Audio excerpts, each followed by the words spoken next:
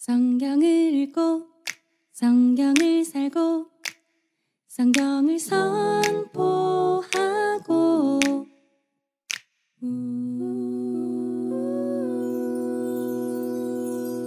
지혜의 샘.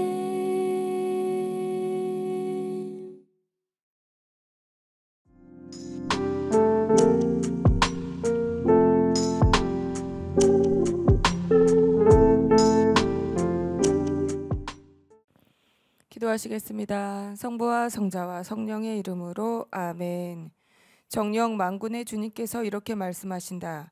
머지않아 나는 다시 하늘과 땅, 바다와 무틀 뒤흔들리라. 내가 모든 민족들을 뒤흔들리니 모든 민족들의 보화가 이리로 들어오리라. 그리하여 내가 이 집을 영광으로 가득 채우리라. 만군의 주님께서 말씀하신다. 은도 나의 것, 금도 나의 것이다. 만군의 주님의 말씀이다. 이 집의 새 영광이 이전의 영광보다 더 크리라.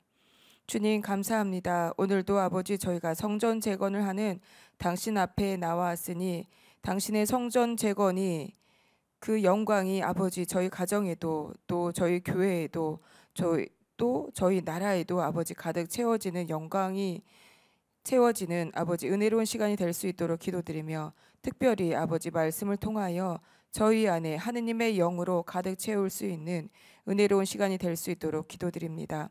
티 없으신 성모님의 전과하심 통해서 우리 주 예수 그리스도를 통하여 비나이다. 아멘. 성부와 성자와 성령의 이름으로 아멘. 찬미 예수님 안녕하세요. 한 주간 잘 지내셨어요? 어떻게 말씀으로 잘 굳건하게 또 말씀도 읽고 말씀을 읽으면 또 우리가 굳건하게 말씀에서 쓸 수 있어요. 왜냐하면 우리가 묵상하게 되고 그 말씀이 우리를 이끌고 가시기 때문에 그런 줄 믿습니다. 그래서 한 주간 잘 지내셨는지 궁금하고 저희가 오늘은 학가에서 저번 주 했던 강의 혹시 기억나실지 모르겠지만 학가에서 저희가 학가이사를 하고 있어요. 그래서 학가이사가 어디 들어가는지 또 복습을 또 저희가 해야 되겠죠. 그러니까 저희가 하고 있는 시대는 어디 시대라고 그랬죠? 유배 시대, 유배 이후 시대. 유배 시대가 아니에요. 유배 시대는 포로로 끌려갔던 시간이고 유배 이후 시대, 그러니까 포로로 끌려갔던 이스라엘 백성들이 자신들의 고향인 이스라엘로 돌아와서 그 땅에서 하느님과 관계를 회복하고 성전 재건을 하는 이야기가 바로 유배 이후 시대 이야기입니다. 그 중에 저희가 에즈라를 역사서 에즈라를 보고 있는데 그 역사서 여기 보시면 나와 있죠. 여기 역사서예요. 에즈라가 역사서. 여기 에즈라 그렇죠? 에즈라가 역사서고 느헤미야 역사서요. 여기 연두 색깔은 예언서입니다. 예언서 학가이 1지가리야. 그다음에 여기 말라키, 요엘, 제2지가리야. 그러니까 지가리야는 같이 한 권으로 되어 있지만 우리가 이거를 앞에는 전반부는 1지가리야로 볼 수 있고 뒤에 후반부를 제2지가리야로 볼 수 있습니다. 이거는 저희가 차츰차츰 또 지가리야도 공부해 가시면서 또 학습하시면 될 것 같고요. 저희가 오늘은 또 학가이서를 오늘로 마무리해서 학가에서는 몇 장으로 되어 있다고 그랬죠? 학가에서는 1장, 2장으로 되어 있어요. 그래서 저희가 학가에서를 저번 강의 때 저희가 4강 때 제가 공부를 했었고 그때 학가에서가 어떻게 나눠져 있는지 그 구조를 보니까 학가에서는 신탁으로 5가지의 신탁으로 볼 수 있다라고 해서 우리가 그 소타픽 보면서 저희가 봤어요. 그래서 성경은 학가에서를 피고 이제 저희가 보면 될 것 같습니다. 그래서 오늘은 학가에서에서 저희가 신탁의 구조를 봤잖아요. 그래서 신탁의 구조를 보고 저희가 1장도 저희가 읽었던 것이 기억이 나요. 그래서 오늘은 2장을 한번 읽어보시고 시작하면서 2장을 한번 읽어보시고 그렇다 그러면 이 신탁을 우리가 나눴는데 이 신탁에 날짜가 나와요. 그렇죠? 여러분들도 우리가 1장 읽어봤으니까 한번 눈치채셨을 거예요. 이 날짜가 나와요. 그 날짜 안에 하느님이 어떤 말씀을 하셨는지 우리가 한번 보겠습니다. 그래서 이 학가에서는 에즈라 역사서 4장과 5장 사이에 4장하고 5장은 연결된 장이잖아요. 그 역사서 안에 쉽게 우리가 표현하면 4장과 5장을 벌리고 성경책을 벌리고 그 안에 뭐 어떤 예언서를 넣는다? 학가의 예언서와 제1지갈의 예언서를 넣고 읽는다라고 우리가 그렇게 또 계속 제가 누누이 말씀드렸어요. 왜 그래요? 왜 그럴까요? 제가 계속 앞 강의 때 계속 반복해서 했던 말씀인데 또 말씀드리면 1장부터 4장까지 보니까 이스라엘 백성들이 성전을 다시 재건하려고 하는데 사마리아 사람들이 방해를 하잖아요. 그들의 방해로 인해서 몇 년 동안요? 17년 동안 그들이 오랫동안 성전 재건을 못했어요. 못하고 있는 걸 하느님이 보시고 학가이 예언자와 스가랴 예언자를 보내셔서 그들에게 말씀을 신탁을 주시는 거예요. 그 말씀의 신탁을 통해서 그들이 다시 성전을 재건하는 이야기가 5장부터 나와요. 그래서 성전을 다시 재건하고 6장 가서 보니 성전이 완공이 되고 그다음에 성전을 준공식하는 이야기가 6장에 나온다. 그래서 4장과 5장을 벌리고 학가이 예언서와 스가랴 예언서를 보는 겁니다. 그러면 그 목적이 있잖아요. 보통 제가 말씀드렸죠. 예언자들은 하느님의 말씀을 그대로 전하는 사람들이에요. 하느님의 말씀을 예언자를 통해서 하느님이 말씀을 하시는 거예요. 그럼 그 말씀을 예언자가 그대로 이스라엘 백성들에게 그대로 선포하는 겁니다. 그런데 학가이와 스가랴는 특별히 성전을 재건하고 있지 않는 이스라엘 백성들에게 하느님께서 보내주신 거잖아요. 그들에게 성전을 다시 지으라고, 다시 지어 성전은 하느님의 영으로 짓는다라고 하시면서 성전을 지을 수 있게끔 그들의 영을, 말씀을 듣고서 그들이 하느님을 경외하게 되니 그들에게 말씀의 영으로 그들의 힘입어서 성전을 재건했더라라고 우리가 그렇게 보고 있습니다. 그렇게 성전에서 봤어요. 그래서 학가이와 스가랴 예언서는 스가랴 예언자는 하느님의 말씀 신탁을 선포하는데 그 내용이 뭐예요?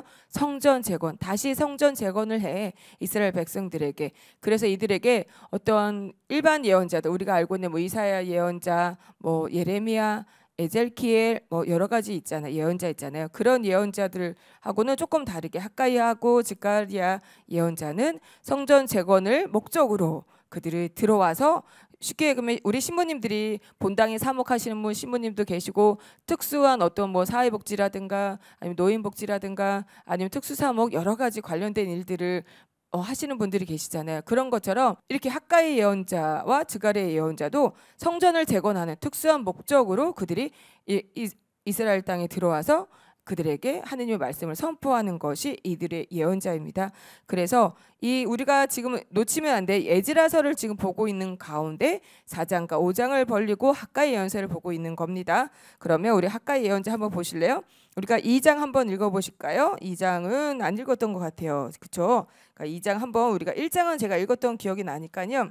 읽어봐야지만 되는데 제가 2장 우리가 2장 1절부터 9절까지만 함께 읽어볼게요.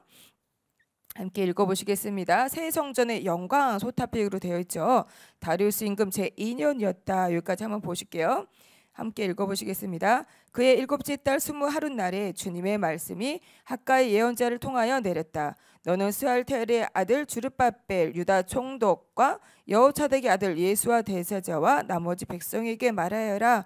우리 여기서 잊어버리시면 안 돼요. 또 복습하는 겁니다. 이때 1차 때 들어왔던 사람이 여기 나오죠. 스알테알의 아들 주르바벨 유다 총독과 여호차덱의 아들 예수와 대사제 해서 저번에 족보까지 봤습니다. 3절 함께 읽어보시겠습니다. 너희 가운데 이 집에 옛 영화를 본 사람이 남아있지 않느냐? 지금은 이 집이 너희에게 어떻게 보이느냐? 너희 눈에도 있으나마나 하지 않느냐? 그러나 주르바벨아 이제 용기를 내어라. 주님의 말씀이다. 여호차닥의 아들 예수와 대사제야 용기를 내어라.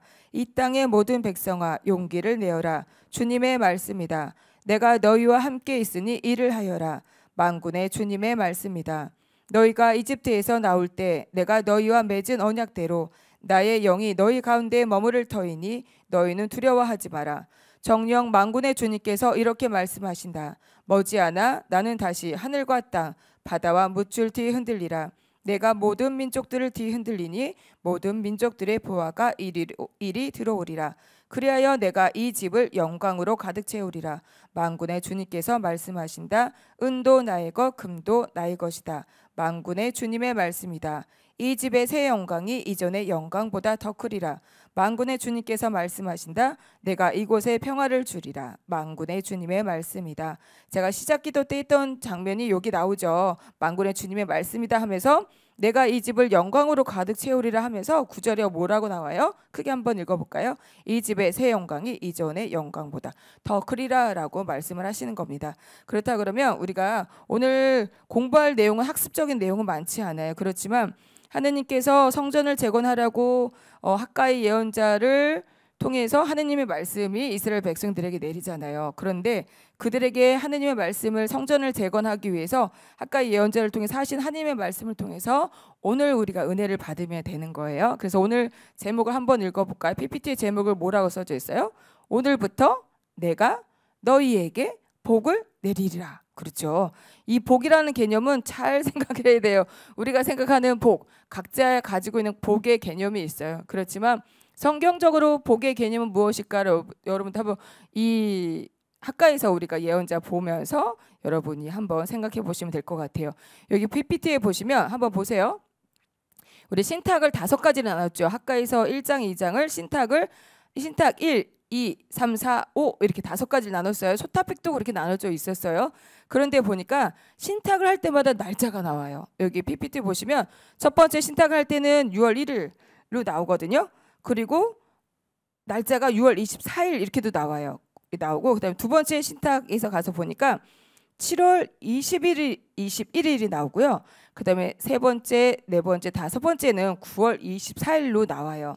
그래서 요 날짜로 우리가 한번 그 날짜에 쉽게 얘기하면은 9월 1일 날에 하느님의 말씀이 학가이 예언자를 통해서 우리에게 말씀하시는 거예요. 그러니까 이스라엘 백성에게 성경에서는 이스라엘 백성에게 대상이 되지만 성경은 우리도 영적인 이스라엘 백성이 하느님의 백성이잖아요. 그러니까 오늘 이 시간에 6월 1일이에요. 오늘이 6월 1일을 됐다가 24일까지 갔다가 7월 20일을 갔다가 9월 24일을 사는 거예요. 우리가 3달을 사는 거예요. 오늘 한 강의 안에서. 그래서 이 달에 하느님이 어떤 말씀을 하시는지 제가 뭐라고 말씀드렸어요? 학가이 예언자가 들어온 학가이 예언자의 목적은 뭐였어요?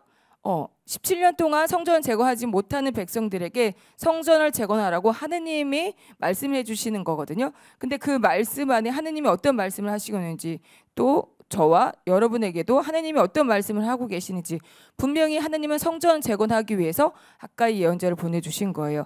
그런데 오늘 주님이 말씀하시죠. 오늘부터예요.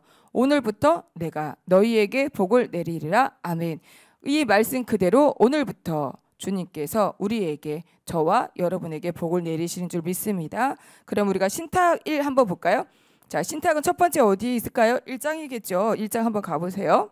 1장 1절 함께 읽어보실게요. 다리우스 임금 제2년 여섯째 달 초하룻날 여기 나오죠? 여섯째 달 초하룻날 여기에요.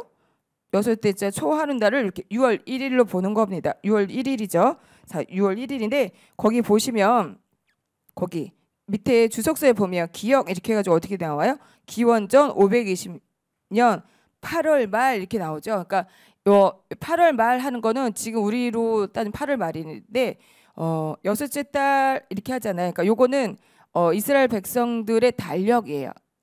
그러니까 우리하고 조금 2달 정도 차이가 나요. 그렇지만 우리가 쉽게 여기 있는 그냥 글자 그대로 우리가 날짜 계산을 우리의 그 달력을 보는 태양력 그대로 우리가 따져서 우리가 은혜를 한번 받아보려고 하는 거예요. 근데 실제적으로는 8월 달 말이라고 보시면 돼요.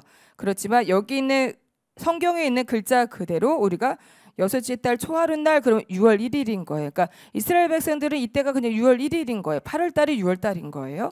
그러니까 6월 1일, 6월 24일 이렇게 해도 아니, 충분히 이해되신 거예요. 그래서 이렇게 나와요. 다리우스 임금 제2년 여섯째 달 초하룻날 6월 1일 날 어떻게 해요? 주님의 말씀이 학가이 예언자를 통하여 스알테알의 아들 주르바벨 유다 총독과 여호사닥의 아들 예수와 대사제에게 내렸다라고 말씀이 나오는 거예요. 그래서 6월 1일 날 나오고요. 그 다음에 우리가 어디를 보냐면 1장 15절 한번 보세요. 15절 한번 읽어보겠습니다. 그 날은 여섯째 달 숨은 나은 날 여섯째 달 숨은 날이니까 언제예요? 6월 24일이에요. 그러면 1장 1절이 6월 1일이에요. 그렇죠? 거기 이렇게 이렇게 우리가 오늘 은혜 받는 PPT가 오늘부터 내가 너희에게 복을 내리라는 거를 날짜를 보고서 우리가 은혜를 받을 것이니까요. 거기 1장 1절에 있는 그 날짜 있잖아요. 6월 1일이라고 써져 있는 거. 여섯째 초하룻날 거기 이렇게 형광펜 칠하셔도 좋고 동그라미를 치셔도 좋고 이렇게 한번 내가 알아볼 수 있게끔 구분하시면 될 것 같고 15절에는 어떻게 되어 있어요? 여섯째 달 숨은 나올라니까 6월 24일인 거예요. 그러면 1장 1절부터 1장 15절까지는 23일인 거예요. 그죠? 1월 1일부터 6월 24일까지니까요. 23일간의 23일의 기적이다라고 볼 수 있는 거예요. 왜냐하면 이때 23일 동안에 하느님의 말씀이 내려서 23일 동안에 성전에 지을 수 있게끔 영이 회복되는 거예요. 제가 말씀드렸잖아요. 성전 재건을 주저하는 기간이 몇 년이었어요? 17년이잖아요. 그러니까 쉽게 말하면 아이로 따지면 아이가 응애응애하고 태어났을 때 성전을 지으려고 했는데 성전을 방해가 돼서 못 지었어. 근데 그 아이가 무럭무럭 자라서 고등학교 17살이면 고등학생이잖아요. 고등학교 1학년 정도 되는 거잖아요. 그러니까 그렇게 크게 장성할 때까지 그들이 주저앉았던 영이 지금 보니까 1장 가서 보니까 1장 1절에 6월 1일부터 15절에 6월 24일까지 23일 동안에 하느님의 말씀을 통해서 이스라엘 백성들이 성전을 지을 수 있도록 우리의 영이 회복이 되는 거예요. 아멘이죠. 근데 여러분들 알다시피 우리가 한번 이렇게 우리의 컨디션, 우리가 보통은 컨디션이라고 그러죠. 컨디션이 이렇게 쭉 다운이 되면 그 다운된 컨디션을 우리가 다시 이렇게 내 컨디션을 이렇게 원래의 나의 그래도 이렇게 유지하는 컨디션을 올리려면 시간이 걸리잖아요. 그런데 하물며 우리의 영도 이렇게 성전을 지어야 되는데 못 짓고 있는 그 영이 다운되어 있는 거예요. 그 영들이 이렇게 다운되어 있는 영을 하느님의 말씀에 23일 만에 그들이 성전을 지을 수 있게끔 그들의 영이 회복이 됐다라는 거죠. 너무나 큰 은혜인 거죠. 그렇죠? 성전을 재건할 수 있는 영을 일으키시는 거죠. 여기 보면 제목이 어떻게 됐어요? 잃어버린 비적이 살아나는 거죠. 그러니까 그들에는 비전이 뭐였어요? 성전을 재건하는 비전이었잖아요. 그러니까 우리도 그렇잖아요. 어떤 목적을 내가 가지고 있지만 그 목적을 오랜 기간 우리도 있잖아요. 우리 어렸을 때도 꿈이 있었잖아요. 근데 꿈을 이루신 분도 있지만 그 꿈을 우리가 비전으로 본다 그러면 그 비전이 나는 성전을 재건하는 거야.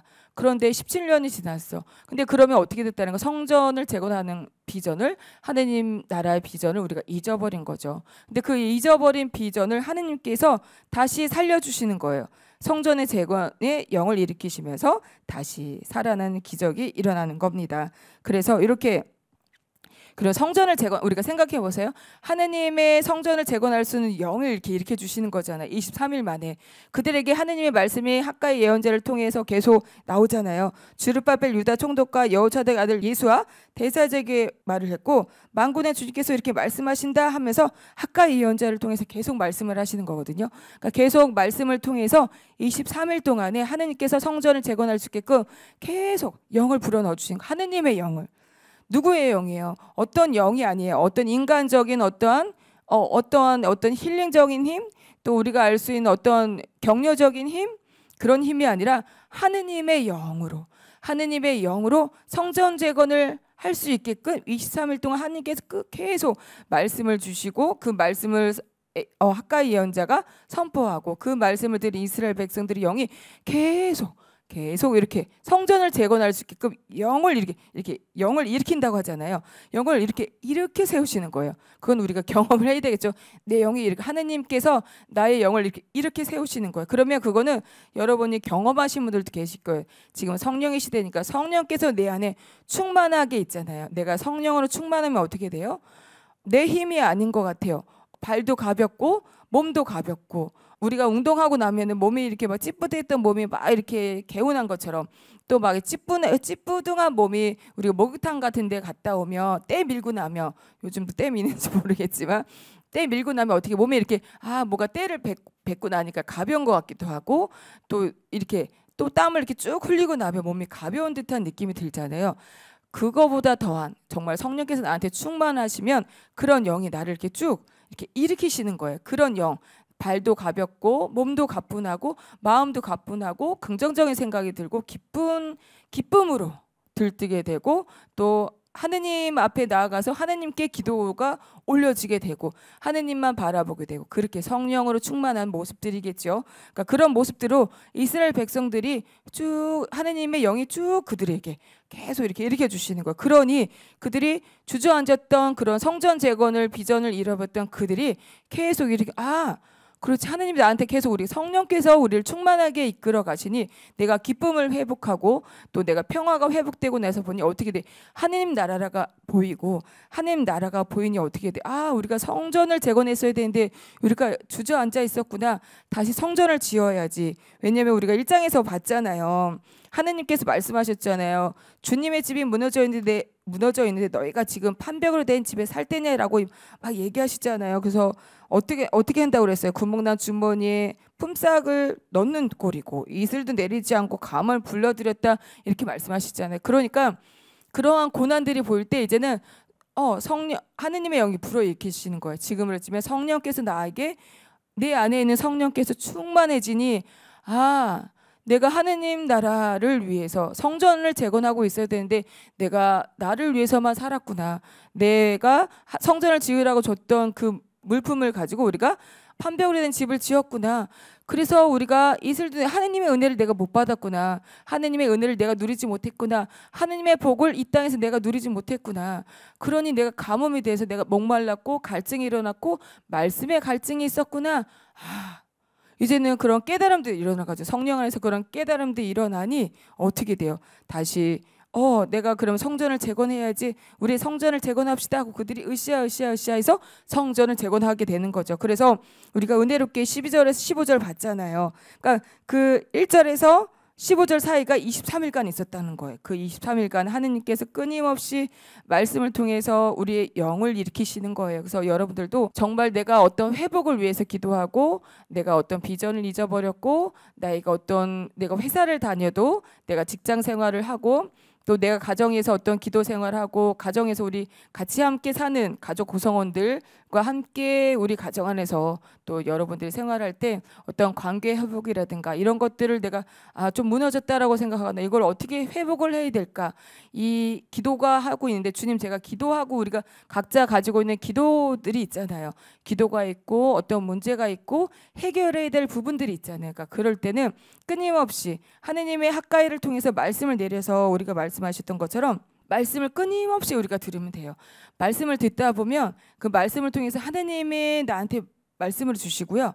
그 힘에 입어서 내가 이스라엘 백성들처럼 주저앉았던 그들의 이스라엘 백성들의 영과 비전을 하느님의 영이 일으켜 세워주시고 그 잃어버렸던 비전이 다시 세련하고 그 깨졌던 관계가 다시 회복될 수 있게끔 내가 기도하고 하느님의 그 영으로 이끌어 가신다 그러면 내가 참을만 하고 어떤 목마름 안에서 참을만 하고 어떤 갈등 속에서도 내가 참을만 하고 그 갈등을 하느님께서 해결해 줄 수 있는 그 23일의 기적을 우리가 기다리면서 말씀을 내가 들을 수 있는 거예요. 그래서 저도 그런 경험이 있는 것 같아요.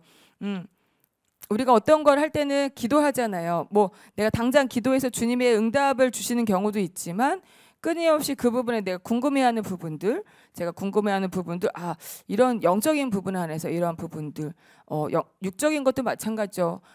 아프거나 이럴 때도 하나님한테 물어보죠. 그 아픈 거에 대해서 정말 내가 육신이 아픈 건지, 내가 쉬어야 되는 건지, 아니면 영적인 부분에서도 제가 체크해야 되는 부분이 있는 건지, 아니면 더 제가 기도를 드리고 하느님의 음색을 더 들어야 되는 건지, 그런 거 할 때 내가 특별히 기도해야지 저는 그래가지고 일부러 초 키고 시간 정해고 이러진 않아요. 끊임없이 저는 이제 이곳에서 저도 말씀을 듣고 있고 저희도 끊임없이 다 기도하는 분위기에서 다 기도를 하고 있기 때문에 그냥 밥 먹으면서도 문득 생각나면 기도하고 입 닦으면서도 주님한테 물어보고 화장실에 앉아서 볼일 보면서도 기도하고 대화하면서도 주님한테 계속 그 궁금해하는 것들, 내가 기도해야 되는 것들, 내가 하나님께 들어야 될 음성들 있잖아요. 그런 음성들에 대해 끊임없이 물어보는 거예요. 여러분 어린 아이들 보세요. 호기심 제일 많을 때 있잖아요. 애들이 말 트이면 어떻게 돼요? 말하고 싶어가지고 막 끊임없이 말을 하죠. 그리고 이제 말을 너무 이제 조금 잘하게 됐어. 한 3살, 4살 되면 말을 너무 잘하고 궁금한 게 너무 많잖아요. 너무 다 신기하니까. 그런 것처럼 그런 아이들은 어떻게 해요? 엄마들한테 끊임없이 질문하죠. 엄마가 지칠 정도. 엄마 저건 뭐야? 엄마 저건 뭐야? 물어봐도 또 대답해줘도 그거 또 물어봐. 대답해줘도 또 물어봐. 호기심이 그렇죠. 그 양이 찰 때까지. 그런 것처럼 우리도 마찬가지인 것 같아요. 우리는 하느님 앞에 우리가 나이가 있어도 육신적인 나이가 있어도 하느님 앞에 우리 나이가 많은가요? 많지 않을 것 같아요. 하느님 보시기엔 똑같이 사랑하는 자녀이고 정말 어린아이 같은 아이들일 것 같아요. 부모가 아이들을 돌보듯이. 그렇죠? 부모님들이 자녀들을 볼 때 나이 든 머리가 희끗희끗한 자녀가 있어도 그 자녀를 볼 때 어떻게 항상 어린아이 같은 모습이잖아요. 그런 모습처럼 하느님께도 우리가 끊임없이 그냥 기도하시면 될 것 같아요. 우리 일상생활에서 특별히 기도 시간을 내거나 뭐 이렇게 하시는 분들이 많지 않으시잖아요. 직장 생활하시면서도 밥 먹으면서도 하느님의 한번 여쭤보고 커피 마시면서도 질문하고 잠깐 이렇게 뭐 업무 보다가 잠깐 쉬는 타이밍 있잖아요. 간식 타임 있거나 잠깐 이렇게 쉬고 이렇게 그렇죠. 너무 이렇게 막 달려가다 보면 이렇게 정말 하고 이렇게 쉬고 싶을 때가 있으시잖아요. 그러니까 그럴 때 이렇게 하고 이렇게 쉬고 싶을 때도 하나님한테 여쭤보고 그러면 하느님이 음성을 주시더라고요. 그 음성이 내가 귀로 들리는 음성이 아니라 말씀을 통해서 음성을 주시고요. 미사 때 들리는 어떠한 신부님의 강론을 통해서 신부님이 그 미사 경문을 읽는 오늘따라 그 경문이 나한테 다가왔어요. 그러면 그 경문을 통해서 내가 매일 듣던 경문이지만 미사에 참여해서 듣는 경문이지만 내가 궁금해했던 것들이 그 말씀을 통해서 하느님께서 나에게 답을 주시더라고요. 그렇기 때문에 말씀이 살아있다라는 표현이 정말 맞는 것 같습니다. 그러니까 여러분들도 그렇게 끊임없이 말씀을 통해서 질문을 통해서 내가 어린아이처럼 하느님께 끊임없이 내가 질문하고 하느님의 음성을 듣고자 하는 그런 노력 안에서 여러분의 성전의 영이 또 잃어버렸던 나의 그 비전들이 살아나는 기적이 일어나기는 23일이 또 되기를 여러분에게 축복드립니다. 그리고 또 날짜가 또 나와요. 어디 나오냐면 두 번째 신탁이 어디예요? 2장. 우리가 읽었죠. 2장 읽었어요. 거기는 새 성전의 영광이에요. 다리우스 임금 제2년이었죠. 근데 2장 1절에 나와요. 한번 읽어볼게요. 그해 일곱째 달 21날. 그렇죠? 7째 달 21날이 며칠이에요? 7월 21일이죠. 그렇죠? 7월 21일인데 이때 제일 중요한 목적은 뭐예요? 새 성전 함께 읽어보실게요. 여기요. 여기 타픽에 있는 거 한번 읽어볼게요. 한번 읽어보겠습니다. 시작. 새 성전의 영광이 이 집의 영광이 이전의 영광보다 더 크리라라고 했던 그 9절의 말씀을 이렇게 타픽에 넣었어요. 그래서 우리가 보면 7월 21일 날에 주님이 하신 말씀이에요. 그 내용을 우리가 읽었으니까 한번 눈으로 한번 보시면서 내용을 한번 볼게요. 주님이 어떤 말씀을 하셨는지 1장에서는 우리가 그 판벽으로 된 집에 살 때냐 구멍난 주머니 막 얘기하시면서 너희가 살아온 길을 돌이켜 보아라 얘기하시면서 제 집을 돌보는 데는 바빴기 때문이라고 말씀을 하시지만 주님께서는 결국 성전의 재건의 영을 일으켜 주시면서 성전을 재건하는 우리가 잃어버렸던 비전을 다시 살려주셨거든요. 근데 2장 가서 보니까 이때는 23일에 1장은 23일의 기적이에요. 6월 1일부터 6월 24일까지. 근데 텀이 있어요. 그렇죠? 7월 21일이에요. 거의 한 달이 지난 거예요. 근데 7월 달에 가서 보니 주님이 학가이 예언자에게 통하여 말씀을 내리는데 거기 스알테리 아들 주르바벨 유다 총독하고 여호차닥의 아들 예수와 대사제하고 또 누구요? 나머지 백성들. 나머지 백성이 어디 나왔었어요? 기억 떠올려 보세요. 나머지 백성들 어디 나왔었어요? 1장에 가서 보니까 12절에 나와요. 나머지 모든 백성에게도 주님의 말씀이 내리죠. 그들이 어떻게 했었어요? 말씀을 학가이 예언자의 말을 잘 들었고 그리고 주님을 경외하게 된 그 나머지 백성들이에요. 그 나머지 백성들에게 주님이 학가이 예언자를 통하여 하시는 말씀 가운데 거기 3절 한번 읽어보실게요. 3절 시작. 너희 가운데 이 집의 옛 영화를 본 사람들이 남아있지 않느냐. 지금은 이 집이 너희에게 어떻게 보이느냐. 너희 눈에도 있으나마나 하지 않느냐라고 나오죠. 거기 한번 잘 보세요. 너희 가운데 이 집의 옛 영화를 본 사람들이 남아있지 않느냐라고 말하는 거예요. 그럼 이건 무슨 말이냐면 지금 이렇게 예루살렘이 무너지고 성전이 파괴가 되잖아요. 예루살렘이 무너지고 성전이 파괴되는 게 몇 년도였어요? 587년도였어요. 자, 587년도였는데 BC예요. 기원 전입니다.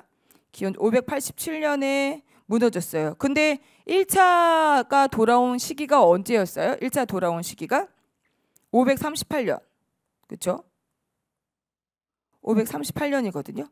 그러면 이때 나이를 한번 생각하신다면 여기서 여기가 한 60년 정도 가까이 되나요? 그렇죠? 그래서 만약에 생각해 보세요.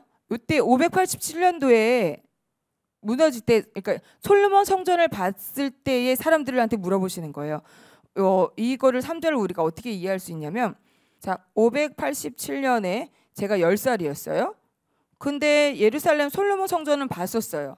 솔로몬 성전을 봤던 제가 끌려갔어요. 끌려갔다가 다시 되돌아 2차 때 다시 돌아왔던 시기가 538. 그렇죠? 538이에요.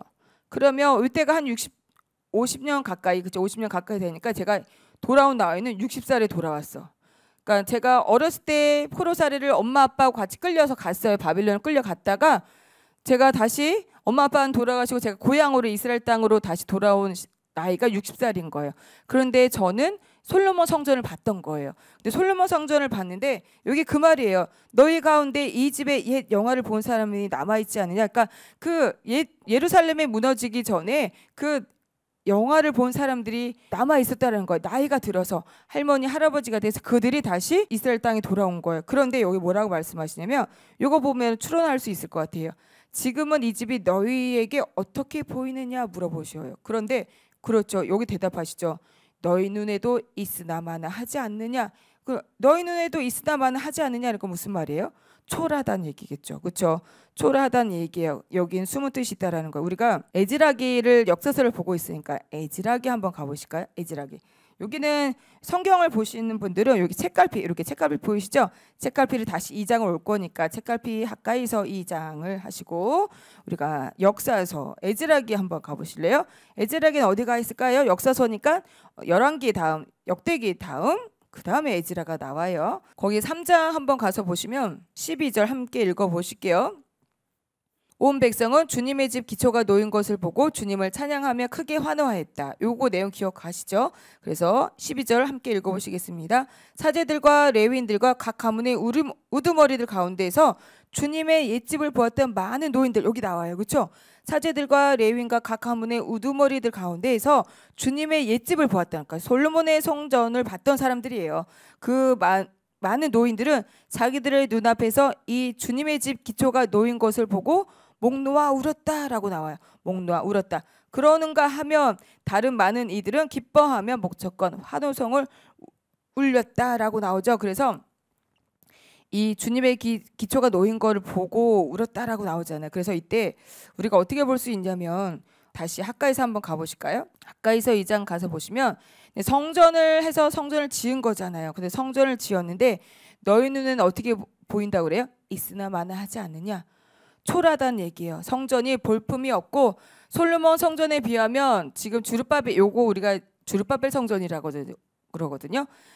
유다 총독으로 주룹바벨이 들어오잖아요. 그래서 이때 지었던 성전을 주룹바벨 성전이라고 합니다. 그래서 주룹바벨 성전이라고 하는데 이 주룹바벨 성전이 초라하고 볼품이 없었다는 거. 근데 중요한 건 솔로몬 성전은 모든 것 기물이 다 금이라고 더라고요. 그래서 그 안에 못 하나도 다 금이고 바닥도 금이고, 그러니까 그만큼 솔로몬 성전은 화려하게 졌는데 주룹바벨 성전은 그만큼 못했다라는 거예요. 그래서 그만큼 초라하다는 뜻일 수도 있지만 제일 중요한 것은 여기에 계약계가 없었다는 얘기예요. 계약계. 우리가 성전을 공부하시게 된다 그러면 성전에서 제일 중요한 것들은, 그러니까 성전은 뭐냐면 우리로 따지면 지금 여기 우리 지금 시대에 우리가 살고 따지면 성당, 본당의 그 성전을 말하는 거예요. 성전, 우리가 성전이라고 표현도 하잖아요. 그런데 이스라엘 백성들은 이렇게 성전을 지어서 그들도 성전을 지어서 그 안에 우리가 매일매일 미사 드리고 주일내 미사 드리듯이 그 안에서 사제들이 들어가서 매일매일 하느님께 제사를 우리가 그때는 제사를 드린다고 표현하거든요. 그 성전에 들어가서 제사를 드립니다. 그런데 제사를 드리는데 그 안쪽에 들어가면 우리는 성전에 들어가면 성전에는 우리가 뭐가 있어요? 제일 중요한 게 뭐가 있어야 돼요? 감실이 계셔야 되는 거죠. 그런 것처럼 성전, 이스라엘 백성들이 말하는 그 성전 안에는 하느님이 머물고 계시는, 하느님의 현존하고 계시는 계약계라는 것이 꼭 있어야 됩니다. 그 안에 있었어요. 그런데 이 주룹바벨 성전은 하느님의 계가 없는 거예요. 그래서 이거를 계가 없었기에 목 놓아 울었다라고 볼 수도 있는 거예요. 아까 그 에즈라기 3장 12절에서 13절에 보면 그 나오잖아요. 사제와 레위인들과 각 우두머리들의 그 남아있는 옛집의 영광을 봤던 많은 남아있는 노인들이 목 놓아 울었다라고 나오잖아요. 근데 그들은 아는 거예요. 그들은 솔로몬 성전에 그 예배를 하느님께 예배를 드리러 갔을 때 그 안에 하느님의 현존하고 계신 괴악궤가 있었다라는 거예요. 그런데 주룹바벨 성전에는 그 괴악궤가 없었다. 그래서 그들이 그걸 알고 있는 노인들은 울었다, 목 놓아 울었다라고 표현하는 거예요. 그래서 우리가 주룹바벨 성전은 괴악궤가 없었다라고 우리가 그렇게 볼 수 있는데 우리가 어디서 볼 수 있냐면 예레미야서 3장 한번 가보실까요? 예레미야서 3장 한번 가보세요.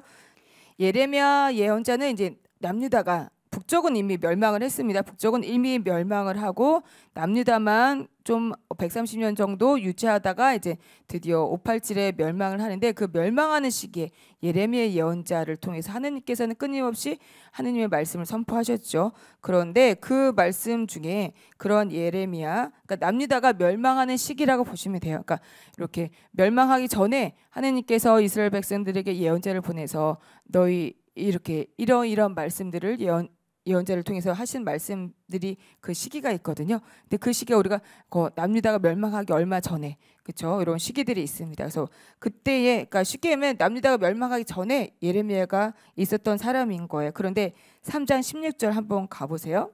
너희가 그날 그 땅에서 불어나고 번성하게 될 때 주님의 말씀이다. 여기서 나와요. 주님의 말씀이다. 그러니까 예언자 예레미야의 말이 아니에요. 주님의 말씀이에요. 사람들은 더 이상 주님의 궤에 대하여 말하지 않을 것이다.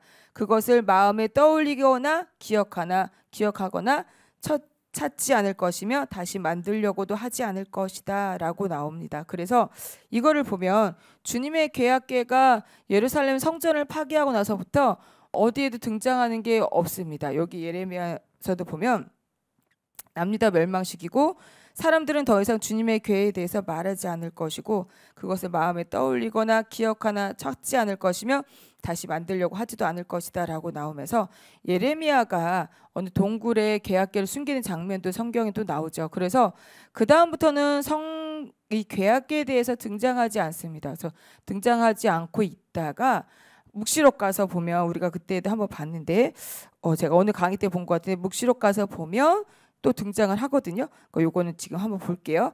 우선은 저희가 여기까지만 이해하시면 될 것 같아요. 그러니까 2장 3절에 대해서 이들이 우는 이유 너희 눈에 있으나 마나 이 초라한 주룹바벨 성전에 대해서 그 옛 영화를 봤던 노인들이 목 놓아서 울었던 이유 그들에겐 너에게 어떻게 보이느냐 그들이 목 놓아서 울었던 거죠. 왜냐하면 솔로몬 성전처럼 화려하지 않아서 초라해서 울었던 것보다는 그 안에 궤악궤 하느님의 현존의 궤악궤가 그들에게 없었기 때문에 그렇기 때문에 울었다라고 이렇게 3절 한번 읽어보시면 될 것 같아요. 그리고 2장 4절 한번 가보실까요? 2장 4절에도 제가 한번 보면서 계속 나왔어요. 주님이 용기를 또 북돋워 주셔요. 주룹바벨에게 또 한번 읽어보실게요. 4절에 거기 보면 여호차닥 아들 예수와 대사제하고 주룹바벨에게 또 뭐라고 그래? 또 이 땅의 모든 백성들에게 뭐라고 말씀하셔요? 용기를 내어라라고 말씀하시죠. 그 용기를 내어라라고 말씀하시잖아요. 그 용기를 내어라라는 뜻이 크게 보이시죠? 이들이 히브리어로 용기를 내어라라는 뜻은 하자크래요. 하자크. 제가 히브리어는 못 쓰니까 한글로 써드릴게요. 하자크. 이 하자크라는 뜻이 무슨 뜻이냐면 달라붙다, 잡다, 강하다라는 뜻이래요. 그러니까 잡다, 강하다, 달라붙다. 그러니까 이 용기를 내라는 의미가 무슨 히브리어는 하자크인데 이거를 우리가 표현하자 그러면 그러니까 용기를 내는 것은 어떤 의미냐면 무엇인가를 붙들고 달라붙어서 결단하는 것이 용기를 내는 거예요. 다시요. 자, 여기서 주님이 주룹바벨 유다 총독 있잖아요. 유다 총독하고 여호차닥 예수의 대사자하고 이 땅에 있는 모든 백성에게 하느님이 용기를 내어라라고 하셔요.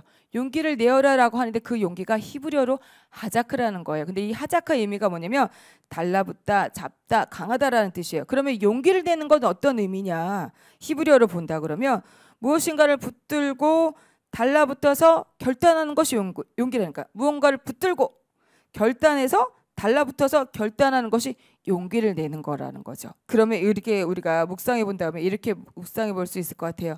우리가 그렇죠. 주님의 말씀을 붙들고 뭐를 붙들고요? 주님의 말씀을 붙들고 결단하는 것을 용기다라고 말할 수 있다라는 거예요. 다시요. 주님의 말씀을 붙들고 결단하는 것을 용기다라고 말씀하시는 거예요. 주님이. 그래서 용기를 내어라 말하는 거예요.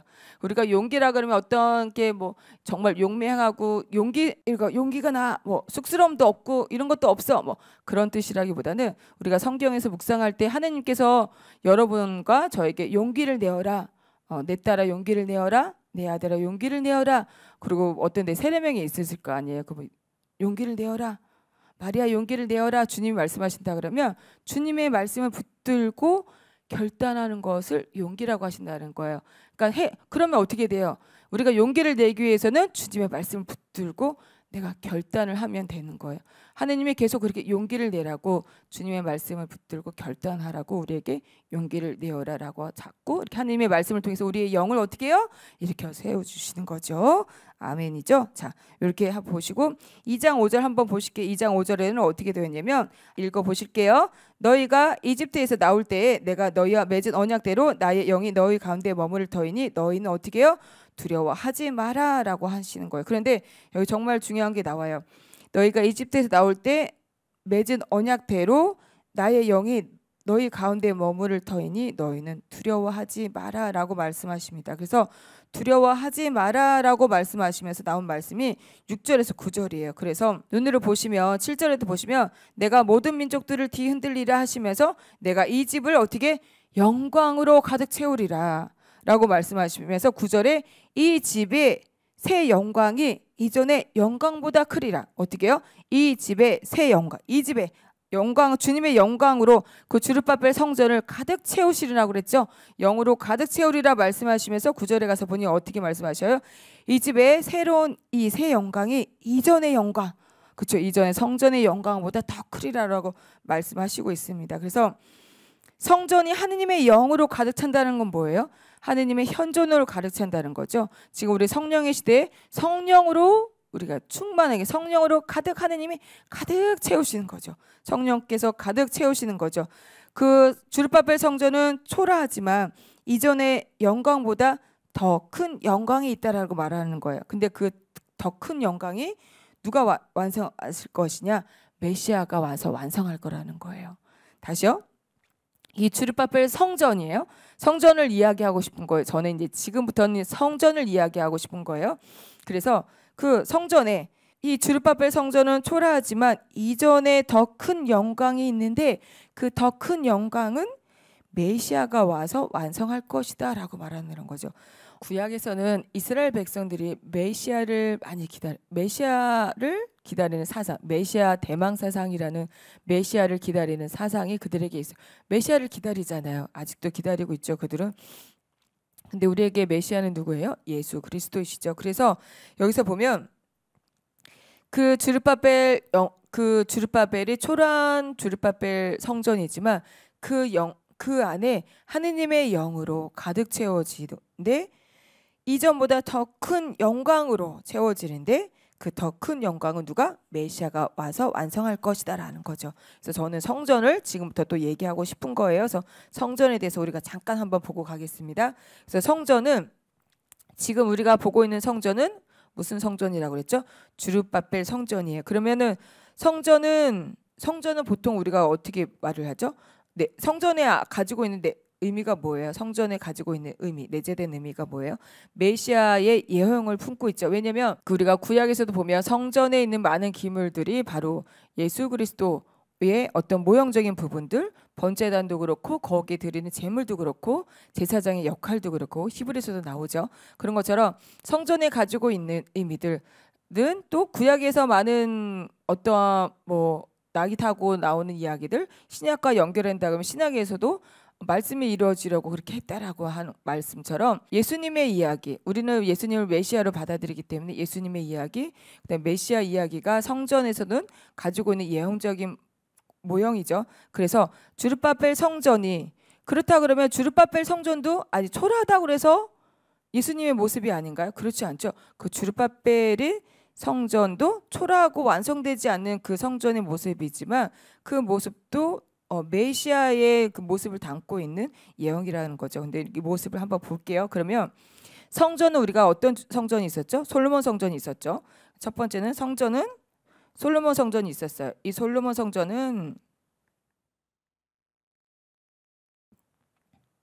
성전이 있었어요. 이거는 BC 960년경으로 보시면 됩니다. 그리고 두 번째 우리가 지금 보고 있는 주르바벨 성전, 그렇죠? 주르바벨 성전, 이거는 지금 몇 년도예요? BC 완성된 게 몇 년? 기억해 보세요. BC 516년. 4년 만에 쭉쭉 올라갔잖아요. 이 520 해가지고 522년 해가지고 쭉 지어가지고 516년 그래서 성전이 완공되는 걸 봤습니다. 자, 세 번째는 신약에 가서 보면 예수님이 이 성전을 보아라라고 하신 말씀했던 성전 기억나시죠? 그 성전은 우리가 헤로데 성전이라고 그러거든요. 헤로데 대왕이 지었기 때문에 이걸 헤로데 성전이라고 합니다. 근데 이 헤로데 성전은 BC 계속 지었다고 그러죠. BC 20년에서 언제까지 지었냐면 AD 예수님 돌아가시고 나서도 계속 지었다라는 거예요. AD 63년까지 지었어요. 이때. 그런데 이 성전은 언제 무너지는 거예요? BC 587. 그리고 이 성전에 무너지는 시기는 로마 시대거든요. 로마 신약의 시대 AD 70년에 성전이 파괴가 됩니다. 오랜 세월 지었는데 7년도 못 지나서 성전이 무너집니다. 그런 식으로 예수님이 하신 말씀도 기억나죠. 그래서 우리가 성전에 대해서 보고 있는데 제가 말씀드렸어요. 주르바벨 성전에는 계약궤가 없는 것 같아요. 등장하지 않습니다. 그래서 계약궤가 그 예레미야의 3장 6절 16절 이후 그다음에 예레미야가 그 어떠한 동굴에 계약궤를 놓고 나서 막았다라는 장면에 나오고 나서부터는 계약궤가 등장하지 않고 그다음에 묵시록 한번 가볼까요? 그 다음에 나오는 성전에 대한 이야기가 있습니다. 그 다음에 나오는 성전의 이야기는 자 묵시록 21장 한번 가보세요. 묵시록 21장 22절 함께 읽어보시겠습니다. 나는 그곳에서 그러니까 여기 토픽이 9절에 가서 보면 새 예루살렘이에요. 그러니까 예루살렘의 새 예루살렘에 대한 이야기인데 22절 함께 읽어보시겠습니다. 나는 그곳에서 성전을 보지 못하였습니다. 전능하신 주 하느님과 어린 양이 도성의 성전이시기 때문이다.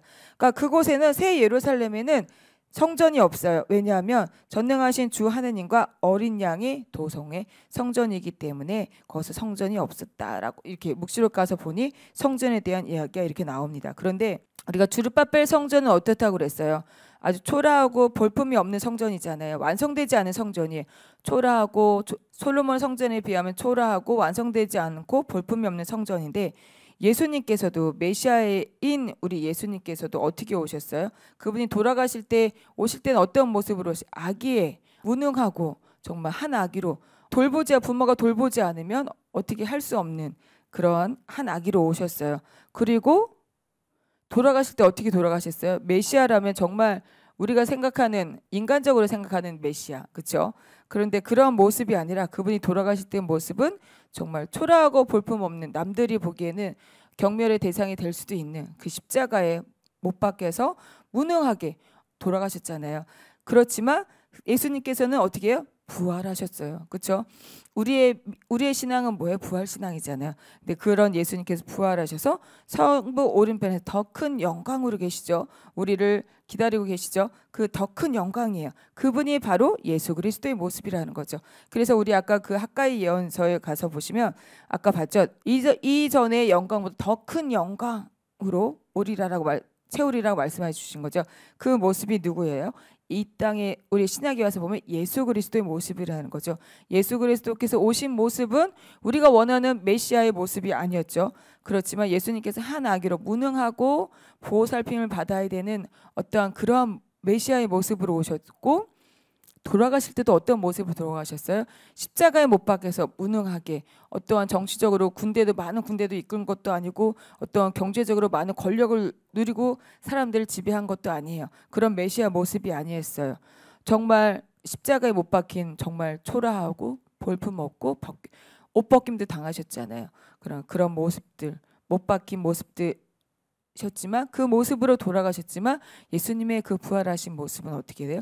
부활하신 모습을 우리가 보진 못했지만 구약에 보면 신약에 보면 새 제자가 예수님의 부활하신 모습을 보시잖아요. 거룩하게 변모하신 모습을 보잖아요. 그 모습 그대로 성부 오른편에 계셔서 더 큰 영광으로 채워주신 분이 바로 우리 예수 그리스도이시죠. 그분의 영이 있잖아요. 그런 성령께서 우리에게 머무르시니 우리가 완성된 성전인 거죠. 주르바벨 성전은 이렇게 완벽하게 솔로몬 성전처럼 완성되어진 성전이라고 볼 수 없었던 것 같아요. 그래서 그러한 성전에 하느님의 영이 머무르셔서 그 성전을 완성하는 거거든요. 근데 우리 시대로 본다 그러면 지금 이 시대에서 성령께서 우리에게 머무르시니 성령께서 머무르시니 우리가 어떻게 돼요? 완성된 성전인 거죠. 우리도 성전이라고 표현하시잖아요. 그 부분에 대해서 우리가 한번 은혜 받고 가볼게요. 고린토전서 한번 가보세요. 고린토전서에 나오죠. 3장 한번 가보세요. 3장 16절 17절 여기 나오는 부분이죠. 그래서 16절 함께 읽어보실게요. 여러분이 하느님의 성전이고 하느님의 영께서 여러분 안에 계시다는 사실을 여러분은 모릅니까? 여기 나오죠. 그러면서 17절 함께 읽어보실게요. 누구든지 하느님의 성전을 파괴하면 하느님께서도 그 자를 파멸시키실 것입니다. 하느님의 성전은 거룩하기 때문입니다. 여러분이 바로 하느님의 성전입니다라고 말씀하시죠. 뭐예요? 저와 여러분은 하느님의 성전이고 그 성전에 하느님의 영께서 머무른다라고 말씀하시는 거예요. 그렇기 때문에 여러분이 바로 하느님의 성전입니다라고 말씀해 주시죠. 그 다음에 또 고린토전서 6장 한번 가보세요. 6장 18절에서 20절이거든요. 거기 18절 중간에 보면 19절 한번 읽어보실까요? 19절 함께 읽어보시겠습니다. 여러분의 몸이 여러분 안에 계시는 성령의 성전임을 모릅니까? 라고 나오죠. 뭐라고 말씀해 주셨어요? 우리의 몸이 우리 안에 계시는 성령의 성전, 우리가 성전이라고 말씀하시는 거예요. 자, 고린도 후서 한번 가보세요. 고린도 후서 6장 한번 가보세요. 6장 15절에서 16절 함께 읽어보실게요. 16절 한번 읽어보실까요? 거기 시작. 하느님의 성전과 우상들이 어떻게 뜻을 같이 할 수 있겠습니까? 우리는 어떻게 해요? 살아계신 하느님의 성전입니다. 우리는 뭐라고 그래요? 살아계신 하느님의 성전인 것이 바로 신약에 와서 우리가 바로 성전입니다. 그 성전 안에 하느님의 영이 머무르신 성령께서 머무르시긴 거예요. 그래서 주르바벨 성전처럼 초라하고 볼품 없지만 그 영에 우리도 보면 어떻게 보면 나도 내 자신을 어떻게 보면 초라하게 볼 수도 있고 볼품이 없다고 느낄 수 있는, 그거는 아주 지극히 개인적인 개념인 거예요. 그 다른 사람이 보기에는 그렇지 않다라고 얘기하지만 나는 초라하고 볼품이 없다고 느낄 수 있잖아요. 그런 나의 모습들 안에 성령께서 내 안에 머무르시고 하느님께서는 우리를 뭐라고 표현하셨어요? 고린토전서 봤잖아요. 후서도 보고 여러분이 바로 하느님의 성전이고 성령의 성전이라고 말씀해 주시면서 우리는 살아계신 하느님의 성전입니다. 여러분이 성전입니다. 저도 성전입니다. 그렇게 말씀해 주시는 거예요. 아셨죠? 그래서 이 성전은 바로 이렇게 눈으로 보이는 가시적인 어떤 성전을 표현한다기보다 영적인 성전을 의미합니다. 그래서 우리가 요한복음 2장 예수님께서 성전을 정화하는 장면이 있죠. 2장 18절에서 19절 함께 읽어보시겠습니다. 그때에 유다인들이 예수님께 당신이 이런 일을 해도 된다는 무슨 표징을 보여줄 수 있어? 하고 말하였다. 그러자 예수님께서 그들에게 대답하셨다. 여기 성전 정화하는 이야기예요. 요거를 유다인들이 예수님께 질문하는 거잖아요. 그래서 예수님 대답하시는 건데, 예수님께서 성전을 정화하시면서 파스카 축제 때, 유다인들의 파스카 축제 때예요. 예루살렘에 올라가셔서 거기 보시면 14절부터 눈으로 한번 보세요. 예수님이 성전에 들어가셔가지고 거기 성전에 들어가 보니까 소하고 양하고 비둘기 파는 자들하고 환전꾼들이 앉아있는 거 보시고 끈으로, 예수님의 이런 모습 참 터프하시죠. 여기만 이렇게 성전 재건할 때 이런 모습이 놀라워요. 그렇죠? 끈으로 채찍을 만드셔가지고 양과 소와 환전꾼들을 모두 성전에서 쫓아내시고 환전상들의 식탁이 있을 거 아니에요. 돈을 쏟아버리시고 탁자들 어떻게 엎어버리셨대요. 그래서 비둘기 파는 자들에게도 말씀하시잖아요. 이것들을 여기서 치워라. 내 아버지의 집을 장사하는 집으로 만들지 마라. 내 아버지 집이라고 말씀하시는 거예요. 그렇지? 내 아버지의 집을 장사하는 집으로 만들지 마라 하고 이르셨어요. 그랬더니 제자들이 당신의 집에 대한 열정이 저를 집어삼킬 것입니다 라고 성경에 기록된 말씀이 생각이 났는데, 그때에 유다인들이 예수님께 이런 말씀하시는 거예요. 예수님이 성전에 와가지고 환전꾼들이 돈도 엎었고 탁자도 엎었고 소와 뭐 여기 있자 양을 다 성전에 쫓아내셨잖아요. 그랬더니 유다인들이 질문하는 거, 그러니까 예수님께서 그 유다인들이, 그 모습을 본 유다인들이 예수님께 당신이 이런 일을 해도 된다는 무슨 표징을 보여줄 수 있어? 당신이 아버지 집이라고 하니 당신이 메시아로 되는 거요? 뭐 표징을 보여달라라는 거죠. 그랬더니 예수님께서 뭐라고 말씀하시냐면, 이 성전을 허물어라. 그러면 내가 어떻게 해요? 사흘 안에 다시 세우겠다라고 말씀하셨어요. 그랬더니 유다인들이 뭐래요? 이 성전을 46회나 걸려 지었는데 당신이 사흘 안에 다시 세우겠다는 말이, 여기 보세요. 이 말이에요. 이 성전이 헤로데 성전이거든요. 이 성전은 헤로데 성전인데 BC 20년부터 시작해가지고 AD 63년까지 거의 80년 가까이 80년 넘게 성전을 짓고 있는 거예요. 그런데 여기 나오잖아요. 아니 예수님이 말씀하시는 거거든요. 이 성전을 허물어라. 그러면 내가 사흘 안에 다시 세우겠다라고 말씀하시니 유다인들이 무슨 말이냐. 이 성전을 짓는 데만, 헤로데 성전 짓는 데만 46회나 걸렸는데 당신이 사흘 안에 다시 세우겠다는 말이요? 그러나 거기 나오죠. 그러나 예수님께서, 그분께서 성전이라고 하신 것은 당신 몸을 두고 하신 말씀이었다. 그래서 예수님께서는 죽은 이들 가운데서 되살아나신 뒤에야 제자들은 예수님께서 이 말씀을 하신 것을 기억하고 성경과 그분께서 이르신 말씀을 믿게 되었다라고 나와요. 자, 여기서 뭐라고 말씀해요? 성전은 뭐예요? 당신의 몸, 예수 그리스도의 몸을 두고 하신 말씀이다라고 말씀하셨어요.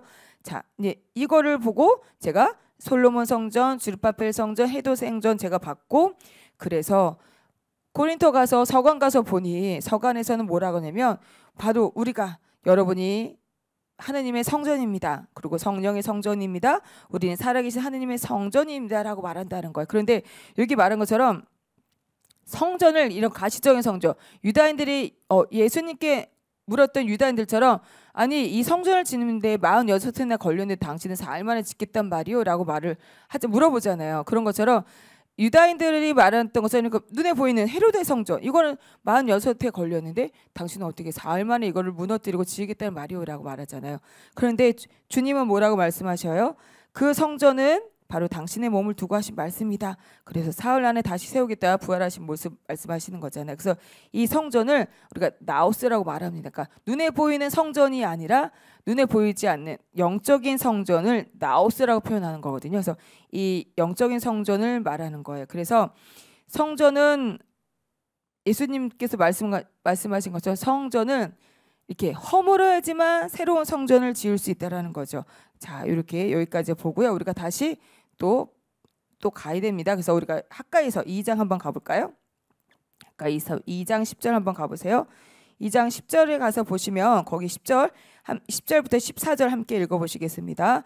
다리우스 제2년 9째 달 29날, 자 PPT 한번 보고 갈게요. 9월 24일이에요. 9월 24일 날 하신 말씀이에요. 주님의 말씀이, 그쵸? 학가 예언자가 내렸다. 만군의 주님이 말한다. 너는 사제들이 어떤 가르침을 내릴지 이렇게 물어보아라. 어떤 사람이 봉헌된 고기를 옷자락에 담아 가져가는데 그 옷자락이 빵이나 삶은 요리나 포도주나 기름이나 다른 어떤 음식에 닿으면 그것들도 거룩해집니까? 그렇게 하지 사제들은 아닙니다. 라고 대답하였다. 이건 뭐예요? 그러니까 거룩해진 것을, 봉헌된 고기는 거룩한 거기 때문에 그것을 가져가는 옷자락이나 이런 것도 거룩해지냐? 거룩해지지 않다. 거룩한 거를 닿으면 거룩해지냐? 그렇지는 않다라는 거예요. 그런데 뭐라 하냐면 학가이 13절에 시작. 학가이가 다시 죽음에 닿아서 부정하게 되니까 이 모든 것 가운데 어느 것이라도 닿으면 그것이 부정하게 됩니까? 하고 물으니 사제들이 부정하게 대답합니다. 라고 대답했어요. 이거 무슨 말이냐면 거룩한 것 있잖아요. 거룩한 것을 어떤 성전에서 이게 나오죠. 어떤 사람이 봉헌된 고기를, 그러니까 그 봉헌된 고기는 거룩한 거예요. 그 봉헌된 고기는 거룩한 건데 그 봉헌된 고기를 담았던 것도 거룩해지느냐? 그 거룩해진 것을 거룩하게 닿으면 거룩해지지 않는다라는 거예요. 그렇게 대답해서 사제들이요. 율법적으로 맞는 말이에요. 그런데 또 학가이가 또 질문해요. 사제들에게 뭐라고 했냐면 죽음에 닿으면 부정하게 된다고 이런 얘기하거든요. 그러니까 부정은 제가 누누이 말씀드린 우리가 말했던 어떤 부정부패의 그런 부정이 아니라 성결하지 못한 거. 성결하지 못한 것을 부정하다라고 표현하시는 거예요. 여기서는. 그래서 여기 보면 사람 죽은 모습 이렇게 죽음에 닿으면 부정하게 되거든요. 그들은 부정하게 된다고 그래요. 그래서 우리 그 신약에 보면 그 참 이웃에 대해서 질문할 때 레위인이 어떻게 돌아가잖아요. 왜냐면 그 거기 쓰러져 있는 사람 지금 뭐 어디 레위인들 이렇게 부정한 사람을 닿게 되면 부정하게 되면 가서 제사를 못 지내거든요. 그게 율법인 거예요. 그래서 부정하게 닿아서 부정하게 되니까 이 모든 것 하나 어느 것을 닿으면 어떻게 돼요? 그것은 부정하게 됩니까? 물어봤더니 사제들이 뭐라요? 부정하게 됩니다. 그러니까 부정하게 된 거 있잖아요. 부정하게 된 사람이 제가 만약에 어떤 죽음에 닿아서 제가 부정하게 됐어요. 그러면 제가 이렇게 만지잖아요. 그럼 이것도 부정해지는 거예요. 이것도 이렇게 만지잖아요. 그럼 이것도 부정하게 되는 거예요. 이것도 만지자 부정하게 되는 거예요. 그러니까 성결하지 못하는, 깨끗하지 못하다는 거예요. 성결하지 못하다는 말이에요. 그런데 그러자 학가이가 말하는 거예요. 학가이가 말을 해둔 건 누구의 말씀이에요? 주님의 말, 하느님의 말씀이 우리에게 하신 말씀입니다. 내 앞에서도 이 백성이 그러하고 이 민족도 그러하다. 주님의 말씀이다. 그들의 손이 하는 일도 모두 그러하다. 그들이 거기서 바치는 것들도 다 부정하다.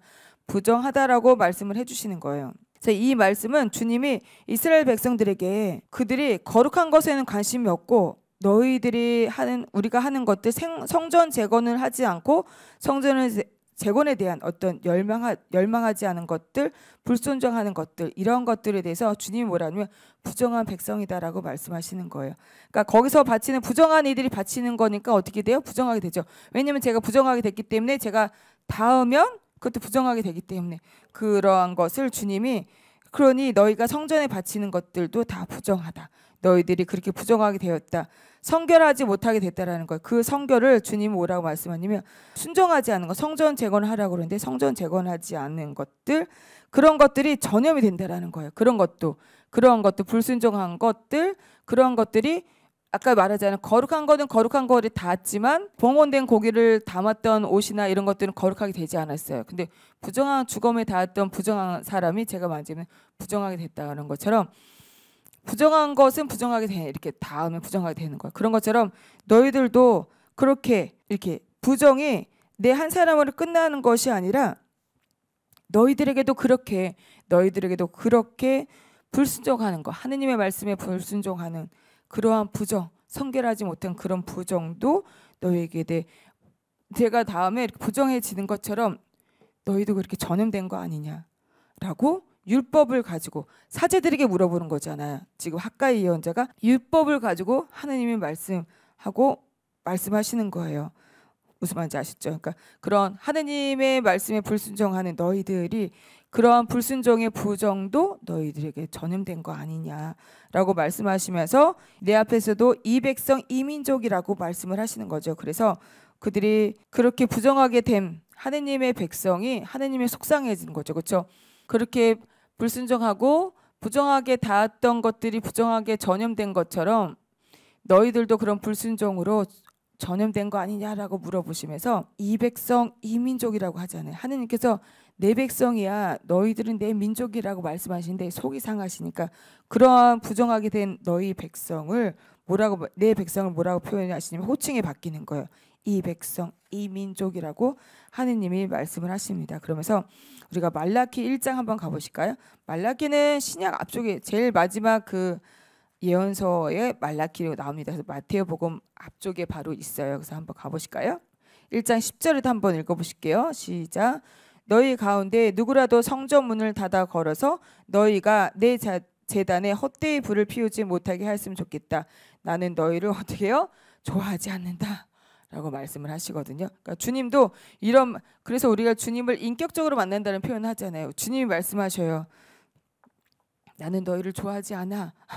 우리 아까 이 백성 이 민족처럼 너희가 그렇게 부정한 내 백성 내 민족인데 그렇게 부정하게 된 너희는 이 백성 이 민족이라고 표현하시면서 말라키 가서 보니까 여기도 말라키의 6절에 가서 보면 신탁 여기도 말라키도 예언서니까 신탁이잖아요. 거기 보면 그릇된 경신에 대해서 얘기를 하시면서 부정한 얘기들 나오죠. 그래서 더럽히는 얘기가 나와요. 7절에 보면 저희가 어떻게 당신을 더럽혔습니까? 라고 나오죠. 그러니까 부정한 거 있잖아요. 성결하지 못한 거, 더럽힌 것들.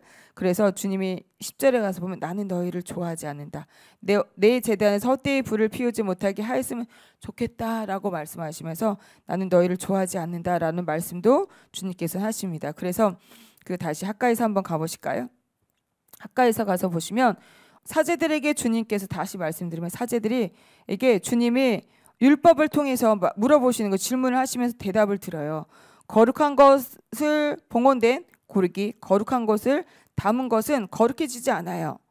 그런데 부정한 거 있잖아요. 죽음에 대해서 부정하된 이가 이 모든 것들 제가 이걸 잡으면 이거 부정하게 되는 거예요. 그래서 부정하게 됩니다라고 대답하는 거예요. 그런데 하느님 앞에서는 이 백성 이 민족도 그렇게 부정하다라는 거야. 이스라엘 백성, 내 백성, 내 민족인데 부정하게 됐다. 너희들이 부정한 가게 된 너희들, 이 백성도 그러하고 이 민족도 그렇게 부정하게 되었다.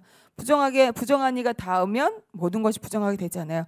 그러한 부정한 것들이 너희 안에서 불순종으로 전염된 거 아니냐라고 우리가 묵상해 볼 수 있을 것 같습니다. 그래서 거기에 바치는 것도 다 부정하다라고 말씀해 주셔요. 그런데 주님이 이렇게만 말씀하시지 않아요. 여기 보면 여기 사제들에게 문의하는 거 안에서 순종하지 않은 부정하다라고 이 성결하지 않다라고 말씀하시면 그렇지만 15절에 19절까지 뭐라고 말씀하시냐면 그러나 오늘부터 복을 내리라 라고 말씀하셔요. 9월 언제? 9월 24일이에요. 다 이때 한번 우리가 15절부터 우리가 19절까지 함께 읽어보시겠습니다. 시작. 우리가 제목을 읽고 해야 되겠죠? 중요한 거니까. 주님께서 다시 복을 내리시리라. 그러므로 이제 오늘부터 앞으로 어떻게 될지 생각해 보아라. 주님의 성전의 돌을 쌓기 전에 너희가 하는 일이 어떠하였느냐? 누가 20섬 더미에 가면 10섬밖에 없고 50동이를 풀려고 포도하게 가면 20동이밖에 없었다. 내가 마른 뼈과 깐부기 뼈과 우박으로 너희가 손으로 가꾼 모든 것을 쳤지만 너희는 나에게 돌아오지 않았다. 주님의 말씀이다. 오늘부터 앞으로 될지 생각해 보아라. 아홉째 달 29날부터 주님의 성전의 기초를 놓은 날부터 생각해 보아라. 곶집에 씨앗이 없지 않느냐? 포도나무, 무화과나무, 석류나무, 올리브나무에 열매가 없지 않느냐? 오늘부터 내가 너희에게 복을 내리리라. 아멘. 자, 이거 한번 보세요. 잘 우리가 한번 보면 될 것 같아요. 여기에 우리가 잘 모르는 단어들이 나와요. 아시는 분도 아시겠지만 마른 뼈과 깐부기 뼈이라는 게 나오잖아요. 그래서 마른 뼈는 이런 거래요. 그러니까 노랗게 말라서 시들시들해서 죽는 거래요. 마른 뼈는. 그러니까 그럼 열매를 못 맺는 거잖아요. 그렇죠? 노랗게 말라서 시들시들해서 죽는 것이니 그걸 어떻게 따서 먹겠어요? 아무것도 어떤 그런 것들이 병이니까. 그렇죠? 어떤 열매도 없고 우리가 거기서 소득을 얻어서 풍성히 먹을 수 없죠. 근데 깐부기병은 뭐냐면 이 포자라는 균이 들어와서 이게 가루로 정말 무시무시하네요. 그렇죠? 그러니까 깐부기병은 포자라는 그러니까 균이 들어가서 거기에 뭐 곡식이면 곡식 이런 것들이 다 가루로 만들어지는 거예요. 그러니까 그런 것들이 있다라는 거. 그런데 여기 보면 주님께서 다시 복을 내리시는 거예요. 그러니까 복을 내리셨는데 어떻게 해요? 다시 성전을 재건하는데 어떻게? 다시 우리에겐 다시 하느님께서 영을 일으켜 주시면 우리는 다시 할 수 있어요. 여기 보세요. 15절에 거기 16절 그 위쪽에 보면 주님의 성전의 돌을 쌓기 전에 우리가 했던 일을 우리로 하면 돼요. 하느님께서 이스라엘 백성들에게 얘기하지만 이거는 우리 이야기니까 주님의 말씀이 이때 당시에 이스라엘 백성들에게 성전을 재건한 하느님의 영이 불러일으키셔서 성전을 다시 짓는 그러한 이야기라면 하느님의 말씀은 살아계시기 때문에 지금 이 시간에도 주님께서는 우리에게 말씀하시고 우리가 퇴색됐던 비전을 우리에게 다시 영을 일으켜 주셔서 퇴색됐던 비전, 잃어버렸던 비전을 다시 살려주시고 그래서 다시 성전 재건할 수 있게끔 우리에게 힘을 불어 넣어주시는 겁니다. 그런데 중요한 게 있어요. 성전 재건을 하는 영을 일으켜 주시는데 주님께서 복을 내려주신다는 것, 다시 복을 내려주신다는 것, 그게 시점이 중요한 것 같아요. 언제인지 한번 볼게요. 주님의 성전을 돈을 쌓기 전에 우리에게는 어떤 일이 있었냐면 20섬 더미에 가면 10섬밖에 없는 것. 내가 20섬에 창고에 갔더니 20섬이 있을 거라고 가서 봤더니 10섬밖에 없고 포도하게 가면 50동이를 그러니까 동이를 풀려고 포도하게 가면 20동이밖에 없는 거예요. 20섬더미에 10섬밖에 없었고 50동이에 20동이밖에 없었고 그런데 또 거기다가 뭐가 왔어요? 마른 병. 그렇죠? 마른 병에 시들시들해서 노랗게 말라서 시들시들해서 죽지 않거나 깜빡이 병처럼 균이 들어가서 다 가루로 만들어지거나 아니 그것도 아니라면 우박이 와가지고 우리가 가끔 모든 것을 쳤다라는 거예요. 그래도 우리는 완악하기 때문에 주님께 돌아오지 않았다 말씀하시잖아요. 그래도 너희는 나에게 돌아오지 않았다. 주님의 말씀이다. 그렇지만 여기 나오잖아요. 성전 재건을 영을 일으켜준 주님께서 그렇지만 오늘부터 앞으로 어떻게 될지 생각해 보아라. 아홉째 달 여기 아홉째 달 29날 9월 24일부터 주님의 성전의 기초를 놓은 날부터 생각해 보아라. 곶집에 씨앗이 없지 않느냐? 포도나무, 무화과나무, 석류나무, 올리브나무에 열매가 없지 않느냐? 오늘부터 내가 너희에게 복을 내리리라. 아멘이죠. 그러니까 아홉째 달 29날부터 주님의 성전의 기초를 놓은 날부터 생각해 보면 그때까지도 곶집에도 씨앗이 없고 포도나무, 무화과나무, 석류나무, 올리브나무에도 열매가 없었는데 주님께서 오늘부터 복을 내리리라라고 말씀하시면서 거기 주님께서 주룻바벨을 선택하신 장면 있죠? 요 장면 한번 볼게요. 함께 읽어보시겠습니다. 20절부터 타픽 읽고요. 주님께서 주룻바벨을 선택하시다.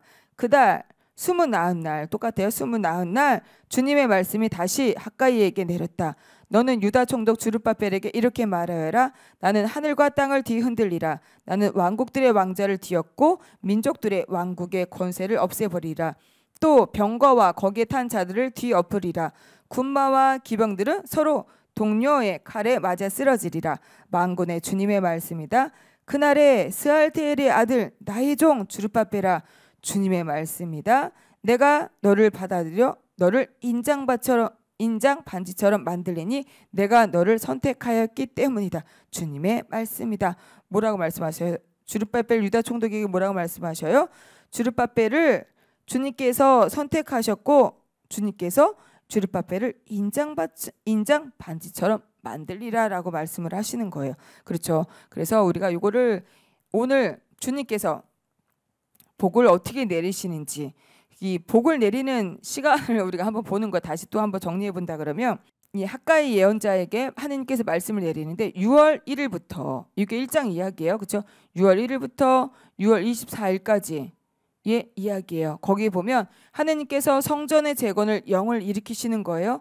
그러시면서 성전을 재건하지 못했던 그들에게 다시 그들에게 기적 같은 일이 생기죠. 왜냐하면 17년 동안 성전을 짓고 있지 못하던 그들에게 학가이 예언자를 통해서 말씀하시는 거예요. 근데 중간에 보니까 그냥 말씀해 하시는 것이 아니라 주님께서 뭐라고 말씀하셔요. 우리의 상태를 보여주는 것 같아요. 이스라엘 백성들의 상태가 바로 우리의 상태죠. 6월 1일부터 6월 24일까지 23일에 기적같이 하느님의 성전 재건의 영을 하느님께서 쭉 학가이 예언자를 통해서 말씀을 통해서 성전의 재건을 일으키시니 그들이 가서 보니까 다시 성전을 재건하는 잃어버린 기적이 막 살아나는 기적이 일어나는 거예요. 생각해 보세요. 17년 동안 주저앉았던 그들의 비전, 성전 재건, 하느님 나라를 재건하는 그 잃어버렸던 그 기적이 23일 만에 한 달도 채 되지 않아 23일 만에 하느님의 성전을 재건하는 영, 성전을 재건하는 영을 일으켜 주시는 거예요.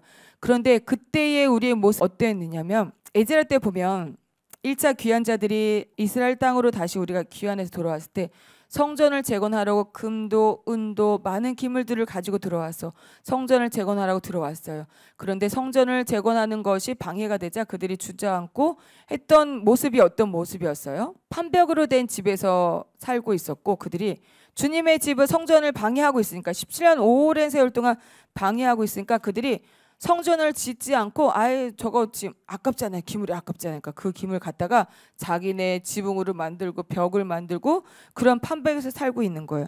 그런데 그들은 어떤 모습이었냐면 먹어도 배부르지가 않고 마셔도 만족하는 게 없었어요.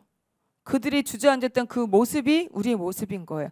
우리의 그 하느님의 나라 재건에 대한 것들이 비전을 잊어버리고 났더니 우리의 모습이 어떤 뭐냐면 먹어도 배부르지 않아요. 마셔도 만족하지 못하고 입어도 따뜻하지 않고 품삯을 받아도 주머니에도 구멍난 주머니 넣는 꼴이 됐다라는 거야.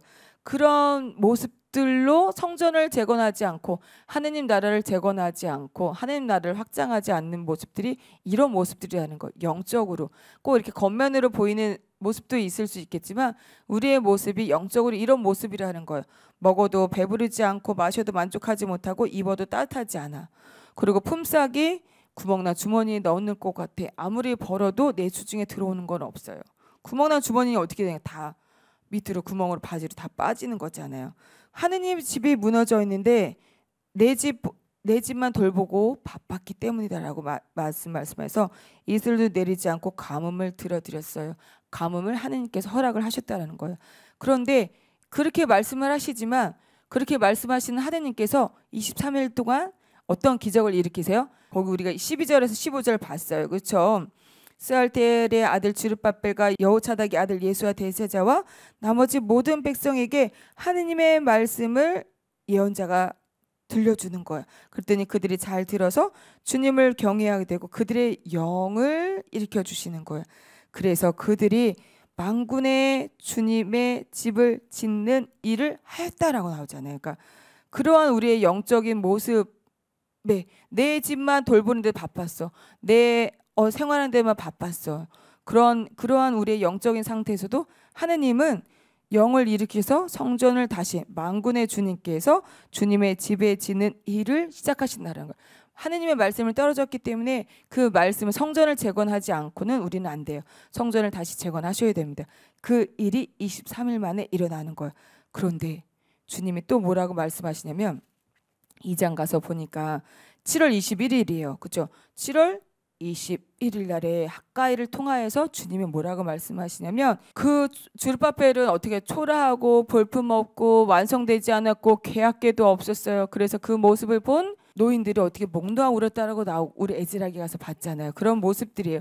그러한 초라한 성전이에요. 그 모습이 바로 우리라는 거예요. 왜냐하면 신약 가서 봤더니 서강 가서 봤더니 우리가 성전이래. 살아계신 하나님의 성전이고 성전의 성전이고 우리가 성전이라고 표현하시잖아요. 우리 안에 하나님의 영으로 가득 채워진다는 거예요. 그 영광이 하나님의 영으로 우리가 가득 채워지니 누구를 통해서? 예수 그리스도의 영을 통해서. 예수 그리스도의 주님께서 말씀하시잖아요. 이때 이스라엘 백성들이 성전을 재건하는 것은 눈에 보이는 성전이에요. 진짜 하나님께 예배를 드리는 제사장이 제사를 지내는 그런 번제물을 올리는 그런 성전, 눈에 보이는 성전인 거예요. 그런데 신약 가서 우리가 봤죠. 요한복음 가서 보니 예수님께서 말씀하시잖아요. 유다인들이 물어보잖아요. 당신이 성전을 이렇게 성전 정하잖아요. 내쫓고 환전꾼들 내쫓고 내 아버지의 집 기도하는 집을 이렇게 만들지 말라 그랬잖아요. 그랬더니 유다인들이 예수님께 물어보죠. 당신이 이렇게 하는 표정을 보여줘. 당신이 메시아라도 돼? 네 아버지 집이라고는 당신이 메시아라도 되는 거야? 물어보잖아요. 그랬더니 예수님 뭐라고? 이 성전을 허물어라. 내가 사흘 만에 다시 짓겠다라고 말씀하시잖아요. 그러면서 뭐라고 나와요? 그 성전을 당신의 몸을 두고 하신 말씀이다라고 하시죠. 그러니까 우리가 주룹바벨 성전을 보면서 우리가 봐야 될 것은 구약에 있는 그 성전은 눈에 보이는 성전이지만 신약에 와서 지금 성령의 시대에 와서 보니 그 성전은 예수님께서 성전을 당신의 몸을 두고 하신 말씀이라고 말씀하시잖아요. 그런데 예수님의 그 모습이 주룹바벨 성전처럼 그런 모습이었다라는 거예요. 오셨던 모습이 어떤 모습이었어요? 한 아기로 오셔서 무능하고 어떤 정말 돌보지 않으면 볼품이 없을 정도의 그런 한 아기의 능력이 없는 아기였어요. 돌아가실 때도 어떤 모습이었어요? 십자가에서 무능하게, 군사도 없어. 제자들도 다 도망갔어. 어떤 경제적 권력도 없어. 유명한 정치인도 있는 것도 아니에요. 군사력을 일으킨 것도 아니고 어떤 사상을 일으킨 것도 아니에요. 그냥 십자가에 정말 옷도 벗기시고 못 박혀서 돌아가셔서 무능하게 돌아가셨어. 너 한번 내려와봐. 메시아 한번 내려와봐 라고 조롱도 받으셨잖아요. 그렇지만 예수님은 내려오지 않으셨어요. 그런데 그 성전, 사흘 안에 내가 다시 성전을 지으리라는 말씀이 나오신 것처럼 예수님께서 어떻게 하셔요? 다시 부활하셔가지고 예수님 성부 오른편에 앉아 계신 더 큰 영광이 바로 예수님의 그 부활하신 모습이잖아요. 근데 그 부활한 모습이 더 큰 영광인데 묵시록 새 예루살렘 가서 보니 어떻게 돼요? 그 새 예루살렘에는 도성에 성전이 없더라. 왜? 그 성전은 하느님과 어린 양의 성전이기 때문에 성전이 없더라라고 말씀하시는 거예요. 아셨죠? 그래서 이 성전의 영광, 이전보다 더 큰 영광은 바로 예수 그리스도께서 우리 안에 성령으로 우리 안에 보호자께신 성령께서 우리에게 주셔서 우리 안에 성령이 머물면, 예수 그리스도의 영이 우리 안에 머물면 우리 안에 있는 성전, 우리의 모습, 그 주르바벨처럼 초라한 우리의 모습, 우리의 영의 그 상태, 영적인 성전, 나우스라고 제가 표현드렸어요. 그 나우스 성전처럼 우리의 영적인 그 초라한 그 성전이 예수 그리스도의 영으로 이전보다 더 큰 영광을 드러내는 줄 믿습니다. 그래서 마지막에 가서 보니 학가이 예언자에게 또 9월 24일 날에 주님께서 학가이 예언자를 통해서 말씀이 내리는 거예요. 뭐라고 말씀하시면 순종하지 않으면 너희는 부정하다라고 말씀하시면서 그러한 부정한 것들이 너희가 바치는 것들도 다 부정하라고 말씀하시는 거예요. 그러시면서 하시는 말씀이 주님의 성전의 돌을 있죠. 그죠? 주님의 성전에 이제 기초를 쌓았잖아요. 이제 다시 성전의 일을 하였다라고 주님께서 영을 일으켜 주셔서 백성들이 영을 일으켜 주고 스알티엘 유다 총독과 예수와 대제사장 영을 일으켜 주니 그들이 성전을 짓는 주님의 집을 짓는 일을 하였다라고 하잖아요. 그래서 그 돌을 쌓기 전에도 우리의 상황이 이런 거예요. 우리의 상황도 이런 나는 20더미가 있는 자는 10손밖에 없고 포도하게 가서 보니 20동이밖에 없고 거기다가 더불어서 마른 뼈과 깐부기 뼈과 우박으로 우리가 가진 모든 것을 주님께서 주셨다는 거예요. 그렇지만 성전의 영을 우리에게 일으켜 주시니 주님께서 어떻게 해요? 오늘부터 복을 내려주시는데 그 주님의 성전의 기초가 놓인 날부터 곶집에도 씨앗이 없고 포도나무, 무화과나무, 석류나무, 올리브의 나무 열매가 맺지 않았으나 주님의 도를 쌓는 그 9째 달 29날부터는 어떻게 해요?